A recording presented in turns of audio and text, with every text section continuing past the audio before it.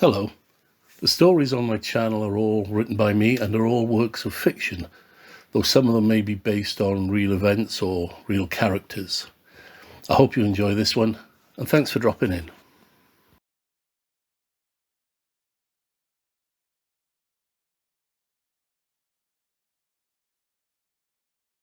If you could meet someone, anyone, from any time, even if that meeting was just for a few moments, who would it be? Not to alter or affect history, that would remain the same. Just to talk, understand, relate, perhaps confess. Perhaps you would choose a lost parent who wouldn't want to hold their mother one more time, or hug their father, to see just one more time a lost sibling, wife, husband, child. Maybe to tell them how much they are missed and always loved. But how could you choose one over the other? How could you wish to see your mother and not your father? How could you pick just one person? You might decide to omit family altogether. They should already know how you feel, and maybe you would opt for someone else who perhaps changed your life for the better, to thank them. Perhaps you might choose a character from history: Abraham Lincoln, Leonardo da Vinci, Einstein, Darwin, Diana, Moses, Ali, Confucius, Geronimo. So many to choose from. Perhaps it would be Hitler, to ask why. Or Jesus, to ask why. Or maybe, just maybe, you might want to meet, just for a few minutes, the man who shot you dead in Dealey Plaza in 1963.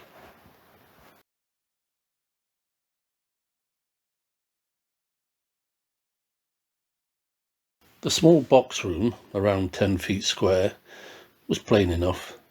The grey walls, absent of any doors or windows, were lit by an unseen source.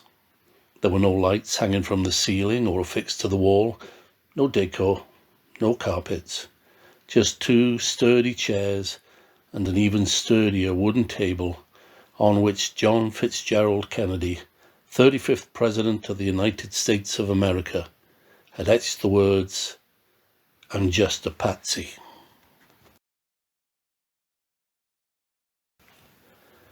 He sat, Cuban cigar lightly wedged in the corner of his mouth, the smoke from which churned fog-like upwards towards the ceiling, with his back toward the corner of the room, waiting for his guest to arrive. His suit, blue pinstripe, was, as was his white shirt and blue tie, pristine. His shoes, highly polished dark brown, immaculate. His hair and facial features, as Jackie remembered them. Lee's appearance into the room almost went unnoticed. He stood, stooped, wrapped only in a blood-stained white blanket, in the opposite corner to Jack, his eyes hollow and dark, his face pallor, wan. The two men stared at each other for a moment before Jack scraped the life from his cigar across the words inscribed on the table. The cigar, now in 3 pieces, fell to the floor. 2 pieces to the base of the table, and the third lay apart at the bottom of the wall opposite. Slowly, without breaking his stare, Jack pushed the other chair from under the table towards Lee with his foot, inviting him to sit. Quickly glancing at the chair, then immediately back to Jack's unblinking eyes, Lee stood his ground. Jack, hands pressed firmly on the table as he rose, spoke first. "Why did you kill me, Lee?"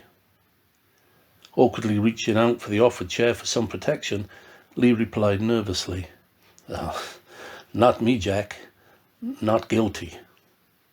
Jack closed his eyes and stretched his head upwards and to the sides as he absorbed the words, "not guilty."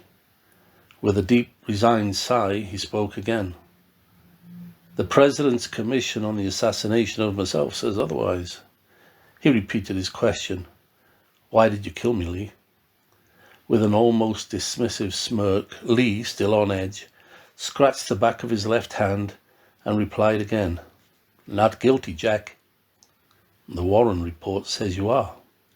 Pulling the chair a little closer, Lee answered, "The Warren report, headed by LBJ's appointed? Smells like a cover-up to me, Jack.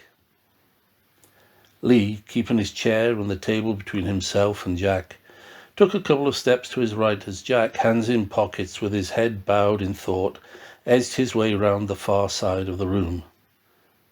"Did you ever consider that, Jack?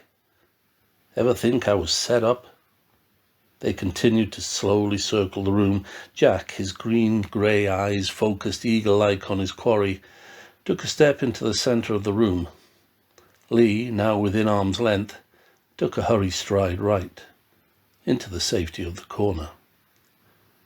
3 shots fired, Lee. 3 cases found. Your rifle found. Your prints found. 6 people saw the shooter, and one of them positively ID'd you, Lee. You ran. You shot Jeff Tippett. You tried to shoot Nick MacDonald. You shot me, Lee. No doubt you shot me. I just need to know why. Jack stopped circling to give Oswald time to think calmly. Pressuring him would only lead to a hurried, unreliable response. "Why, Lee?" he repeated softly as he backed into the corner where Lee had first appeared.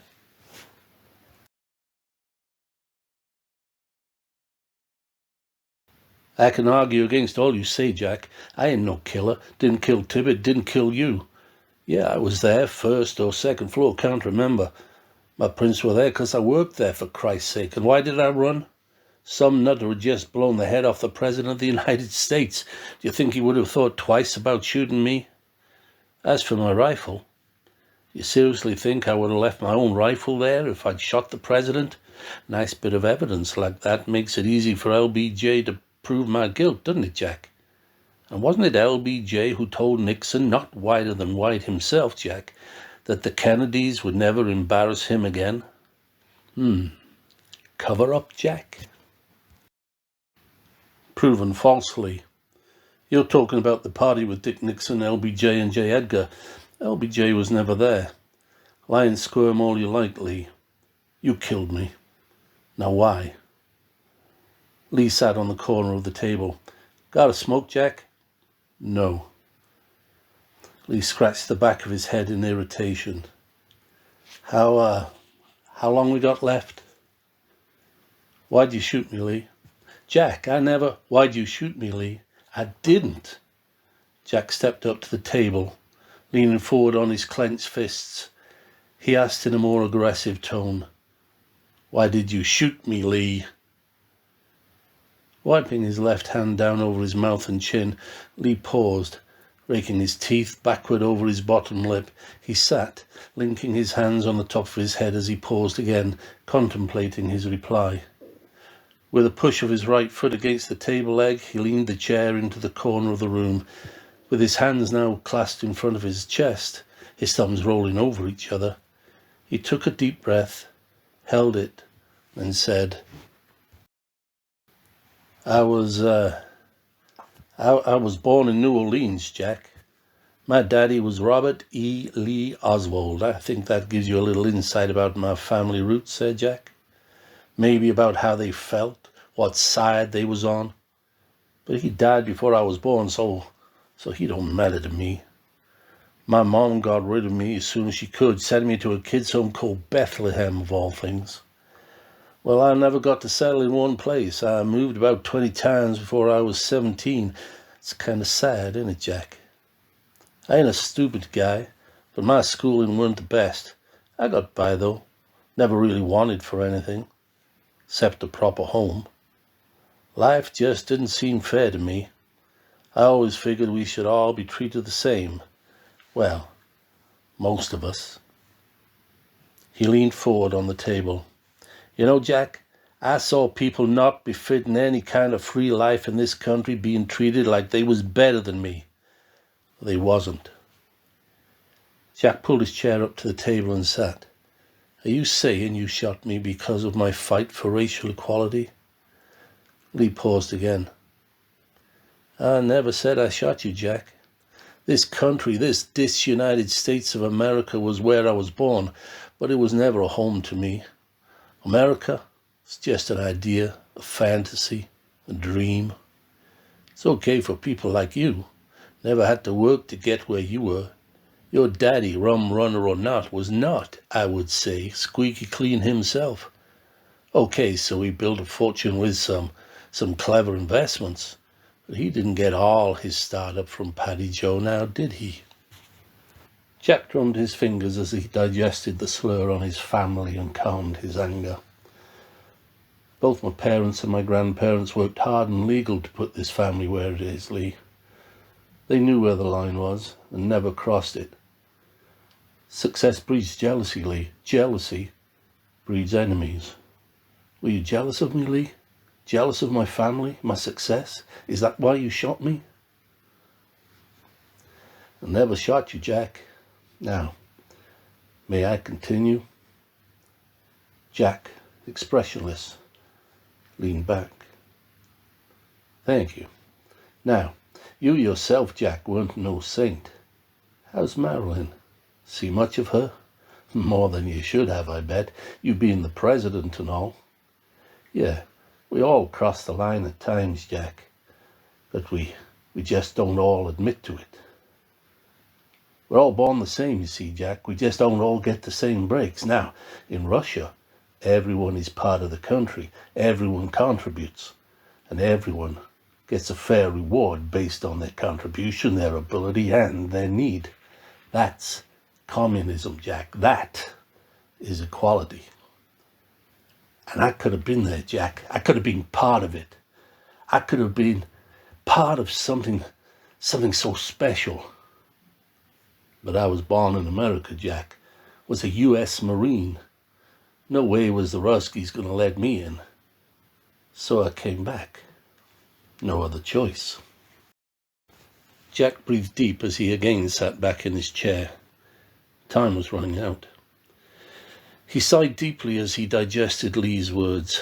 Did he really think that an oppressed people live a fairer life than a free one? Did the common Russian really prefer monocrats to democrats?